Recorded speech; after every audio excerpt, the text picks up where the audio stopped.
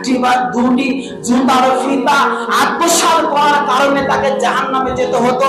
কিন্তু আজকে আমাদের সমাজে আজকে লাখ লাখ টাকা মানুষের অর্থকে, মানুষের সম্পদকে আজকে আত্মসাৎ করে নিচ্ছে। সেই কিয়ামতের দিন তাকে গাদ্দার হিসেবে প্রমাণিত করা হবে।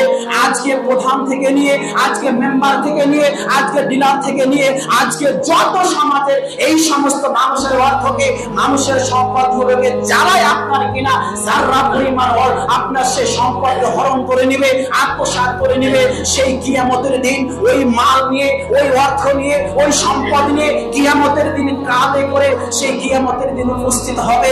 সেই দিন মানুষ চিহ্নিত করবে মেম্বারে কত আত্মসাৎ করেছে, প্রধানে কত আত্মসাৎ করেছে, ডিলারে কত আত্মসাৎ করেছে, এমএলএ থেকে নিয়ে, এমপি থেকে নিয়ে যত রকমের আপনার কিনা দায়িত্বশীল আছে, যত রকমের আপনার কিনা দায়িত্বশীল আছে, যারাই অন্য পরিমাণ আপনার কিনা ওই সম্পদকে হরণ করে নিবে, সম্পদকে আত্মসাৎ করে নিবে, কিয়ামতের দিন আপনার ওই সমস্ত সম্পদগুলো আপনার চিৎকার করতে থাকবে। বিশ্বনবী সাল্লাল্লাহু আলাইহি ওয়াসাল্লাম বলতে চাচ্ছেন যে দুনিয়ার বুকে এই পৃথিবীর বুকে যে যার যে বিষয়ে আত্মসাৎ করবে, সেটা আপনার গম হতে পারে, সেটা আপনার সে চাল হতে পারে, ডাল হতে পারে, যে কোনো বিষয় টাকা হতে পারে, যে যেটা আত্মসাৎ করবে সেই কিয়ামতের দিন তার কাঁধের উপরে চেপে গিয়ে চিৎকার করতে থাকবে। আর সে চিৎকারের জ্বালা সে সহ্য করতে পারবে না।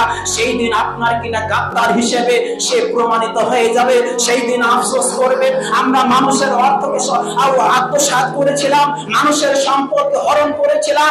সেই দিন আপনি বুঝতে পারবেন এই আত্মসাৎ করা যে কতটা কঠিন বিষয়, আত্মসাৎ করা যে কতটা কঠিন বিষয় যা আপনি কল্পনা করতে পারবেন না। সেই দিন আপনাকে সেই কিয়ামতের দিন আপনাকে অসহায়ের মতো, সেই দিন আপনাকে ইতিমের মতো, সেই দিন আপনাকে অসহায় ইতিমের মতো হয়ে যেতে হবে। সেই দিন আপনাকে সাহায্য করবে না।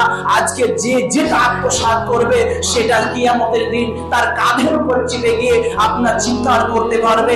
আজকে দেখা যাচ্ছে অনেক জায়গাতে মেম্বার, আপনার প্রধান, যে রাস্তার কাজ আছে সেখানে তো কথা বলতে 10 ইঞ্চি করতে হবে, সেখানে আপনার কিনা 6 থেকে 7 ইঞ্চি করছে। ওই যে 3 ইঞ্চি আপনার আত্মসাৎ করে নিচ্ছে। ওই রাস্তা কিয়ামতের দিন ওই মেম্বার, ওই প্রধান, ওই এমএলএ এমপির কাঁধের উপর গিয়ে চেপে গিয়ে সেই কিয়ামতের দিন আপনার চিৎকার করতে থাকবে। এই সেই রাস্তা আপনাকে জাহান্নামে নিয়ে যাবে, ওই সম্পদ আপনাকে জাহান্নামে নিয়ে যাবে।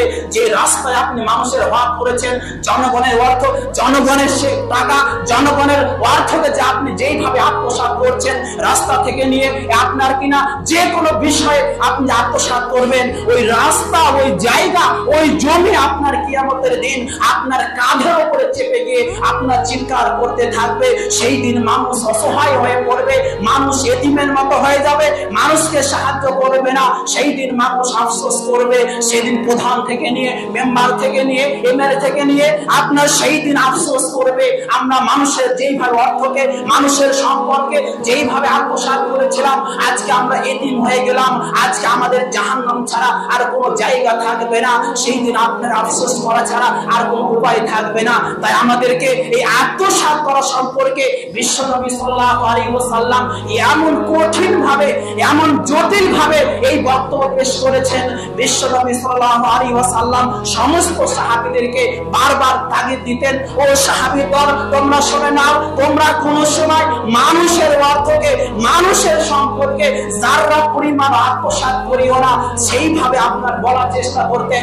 আপনার কিনা একজন সাহাবী যে জুতার বাদ, যে যেইভাবে বক্তব্য পেশ করলেন, একটি জুতার বাদ আপনার কিনা বাড়ি ছুটতে ছুটতে চলে গিয়ে রসুলের কাছে উপস্থিত করছেন, হে আল্লাহর নবী, আমার বাড়িতে একটি জুতা ফিতা বা জুতার ফিতা ছিল, এই নিয়ে আপনার কাছে উপস্থিত করলাম।